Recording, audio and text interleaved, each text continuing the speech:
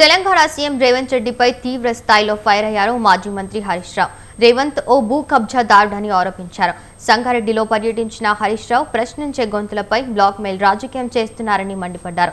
తనపైన ఎలాంటి ఆరోపణలు చేశారని అన్నారు. తాను కొనుగోలు చేసిన భూమిలో సెంటు కూడా ప్రభుత్వ భూమి లేదన్నారు. ఏ సర్వేకైనా తాను సిద్ధమని సవాలు విసిరారు హరీష్ రావు. రైతులు పండించిన ధాన్యాన్ని తెలంగాణ ప్రభుత్వ దారులు పాలు చేసిందని ఆరోపించారు మాజీ మంత్రి హరీష్ రావు.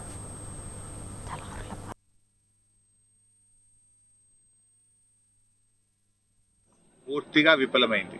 వ్యవసాయానికి పెట్టుబడి సాయం చేయలేదు.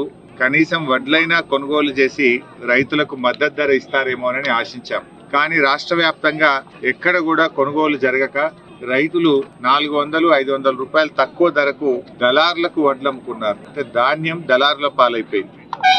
మొదట్లో బాగా పంట పండింది. 90 లక్షల మెట్రిక్ టన్నుల వడ్లు కొంటామని సివిల్ సప్లైస్ మంత్రి ఉత్తమ్ కుమార్ రెడ్డి గారు స్టేట్మెంట్ ఇచ్చారు.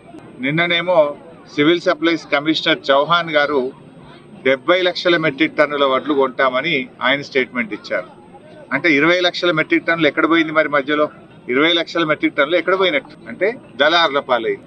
నిజంగా ఈ 70 అని వస్తుందా అంటే అది కూడా డౌట్ఫుల్లే ఉంది. అంటే 40-50 లక్షల మెట్రిక్ టన్నులు దాటే పరిస్థితి లేదు. అంటే సగానికి సగం వడ్లు దళార్ల పాలైనవి. రాష్ట్రంలో పండింది 90 లక్షల మెట్రిక్ టన్నుల వడ్లు అయితే రాష్ట్ర ప్రభుత్వం 40-50 లక్షల మెట్రిక్ టన్నులు కూడా కొనడం లేదు. అంటే మీరు సకాలంలో మిల్లర్లను సమాయత్తం చేయకపోవడము, మిల్స్ టైఅప్ చేయకపోవడము, కొనుగోలు కేంద్రాలు ప్రారంభించకపోవడము, గన్నీ బ్యాగ్స్ అందించకపోవడం వల్ల మీ యొక్క ఆలస్యం వల్ల రైతులకు నష్టమైంది. రాష్ట్రంలో ప్రభుత్వం వడ్ల కొనుగోలు విషయంలో పూర్తిగా విఫలమైంది. వ్యవసాయానికి పెట్టుబడి సాయం చేయలేదు. కనీసం వడ్లైనా కొనుగోలు చేసి